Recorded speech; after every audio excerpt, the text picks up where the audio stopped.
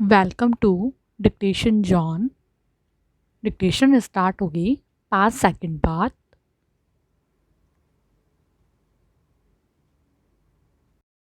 शिक्षा के स्वरूप में वैश्वीकरण और आर्थिक उदारीकरण के बाद काफ़ी परिवर्तन आया।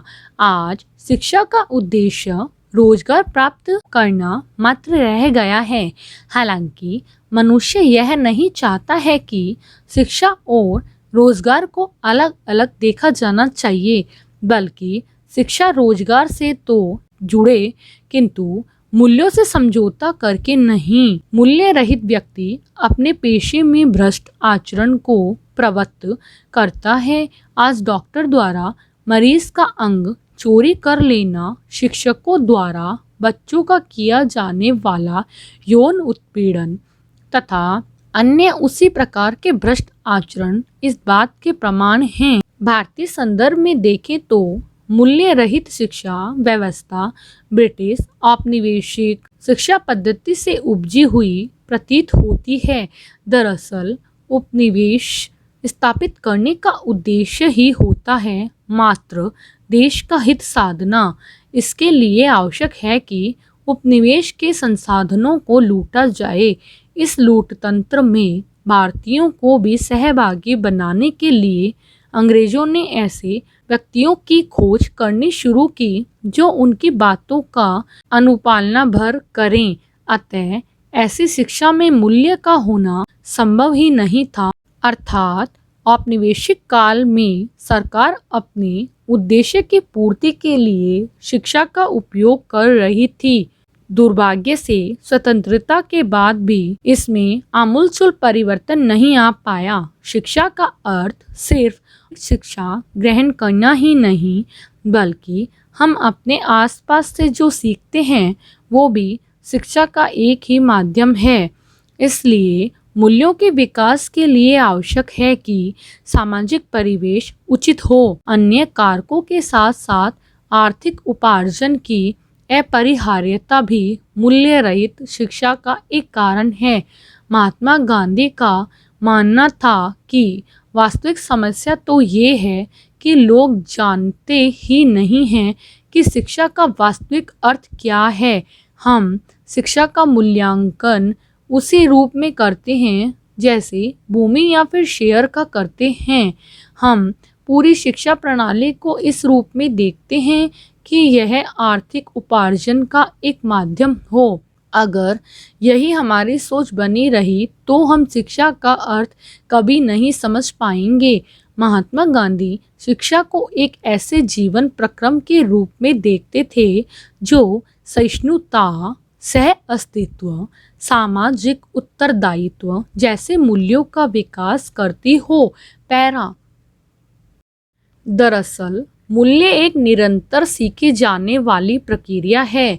मूल्य को विकसित करने में शिक्षा के साथ साथ सामाजिक परिवेश भी भूमिका निभाता है।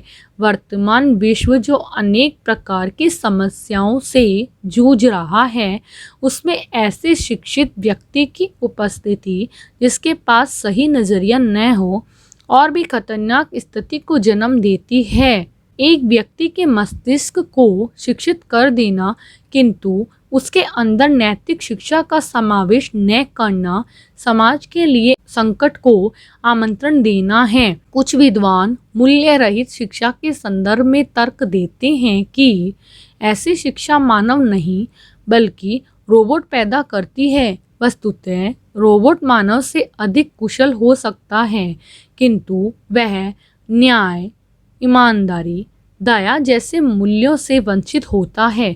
अतः परिस्थिति के अनुसार समायोजन की क्षमता विकसित करना भी शिक्षा का एक उद्देश्य है।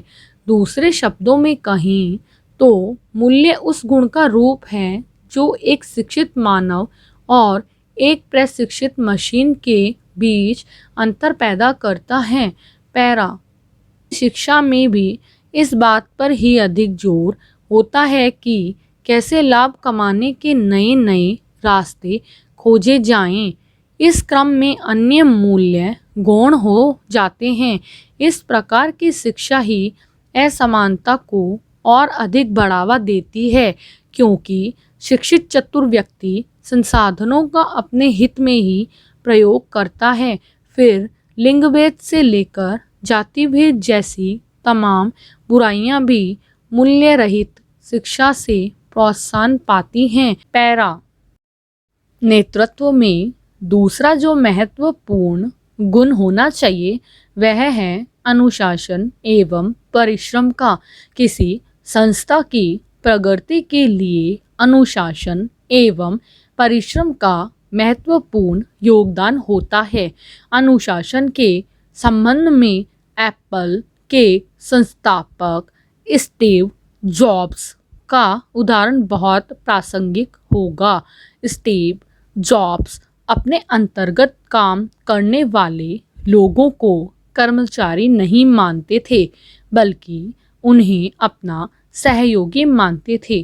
किंतु काम के दौरान वे अनुशासन के पक्के थे तथा जरूरत पड़ने पर अपने सहयोगियों से अधिक परिश्रम करके दिखाते थे। वे अपने सहयोगियों से अक्सर कहते थे कि यदि अपने काम का सर्वोत्तम परिणाम प्राप्त करना है तो यह मानकर काम करना होगा कि आज का दिन हमारे जीवन का अंतिम दिन है। आज एप्पल कहाँ है यह बताने की ज़रूरत नहीं है,